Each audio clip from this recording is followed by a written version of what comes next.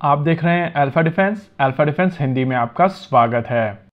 आज के इस वीडियो में हम लोग बात करने वाले हैं हाई पावर रेडार के बारे में। प्रधानमंत्री द्वारा लीड की जाने वाली कैबिनेट कमेटी ऑन सिक्योरिटी की तरफ से भारतीय वायुसेना के लिए हाई पावर रेडार्स को अप्रूव किया गया है। ये रिपोर्ट की जा रही है ANI की तरफ से और भारत सरकार की तरफ से किसी भी तरीके का यहाँ पर कोई प्रेस रिलीज नहीं किया गया है। मे बी जब तक ये वीडियो पब्लिश हो शायद तब तक भारत सरकार की तरफ से किसी भी तरीके का प्रेस रिलीज आ सकता है, और अगर ऐसा होता है तो हम लोग X के ऊपर उसको शेयर कर देंगे। यहाँ पर जिन रेडार्स की हम लोग बात कर रहे हैं ये काफी क्रूशल रेडार हैं और आने वाले समय में यही रेडार भारत के IACCS यानी कि integrated air command and control system के साथ में इंटीग्रेट किया जाएगा और इस इंटीग्रेशन के बाद में ये comprehensive network hypersonic ballistic missile systems को भी ट्रैक कर पाएगा। अभी आपकी स्क्रीन के ऊपर इस रेडार की प्रपोज्ड कॉन्फ़िगरेशन दिखाई गई है और यहाँ पर आप देख सकते हैं कि 4 पैनल्स को चारों तरफ लगाया जाएगा जो इस रेडार को 360 डिग्री का कवरेज देगा। यहाँ पर चारों के चारों पैनल एक्टिव पैनल्स होंगे और इसी वजह से इस रेडार को घूमने की आवश्यकता नहीं पड़ेगी। मिनिस्ट्री ऑफ डिफेंस की तरफ से ये प्रोसेस साल 2016 में शुरू किया गया था और तब उनकी तरफ से एक रिक्वेस्ट फॉर इन्फॉर्मेशन रिलीज की गई थी जहां पर वेंडर्स से इस तरीके के रेडार्स को लेकर क्वेश्चंस पूछे गए थे। साल 2018 में डिफेंस एक्विजिशन काउंसिल की तरफ से इसको अप्रूव कर दिया गया था और उस समय डिफेंस मिनिस्टर थी निर्मला सीतारमण। यहाँ पर आइडिया था कि 12 ऐसे रेडार्स को अक्वायर किया जाएगा और ये पुराने THD-1955 3D रेडार्स को रिप्लेस करेंगे। लेकिन अब भारतीय वायुसेना की तरफ से अपनी THD-1955 3D रेडार्स को अपग्रेड कर लिया गया है और ये रेडार्स जो पहले 600 किलोमीटर की रेंज देते थे अब लगभग 1000 किलोमीटर की मैक्सिमम रेंज देने में सक्षम है।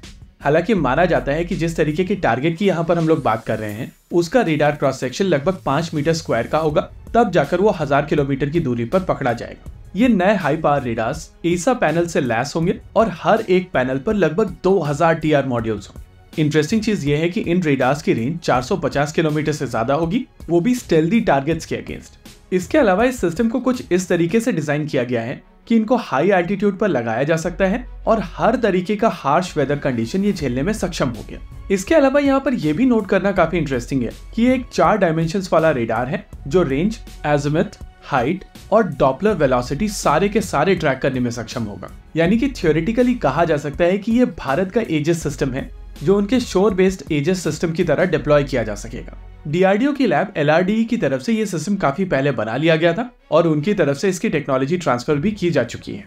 ANI की रिपोर्ट के हिसाब से कैबिनेट कमेटी ऑन सिक्योरिटी की तरफ से यहाँ पर जो अप्रूवल दिया गया है वो L&T को दिया गया है, लेकिन DRDO की लैब LRDE की तरफ से जो टेक्नोलॉजी ट्रांसफर की गई थी वो एक दूसरी प्राइवेट सेक्टर कंपनी को की गई थी। हालांकि यहाँ पर यह जानना जरूरी है कि L&T की तरफ से भी एक हाई पावर रेडार बनाया जा रहा है या कहें असेंबल किया जा रहा है जो इजरायली कंपनी एल्टा द्वारा बनाया जाता है।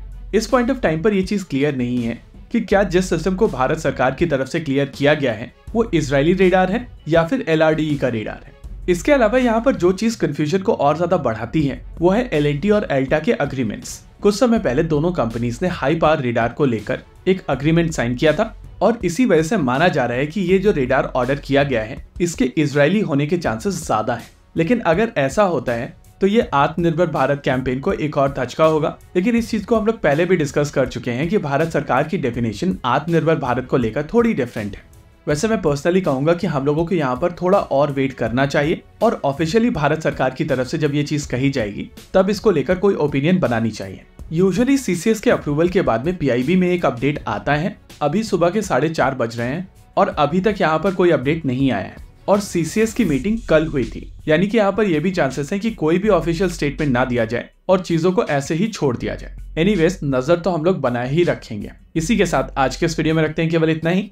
वीडियो को अंत तक देखने के लिए धन्यवाद। देखते रहिए अल्फा डिफेंस। जय हिंद।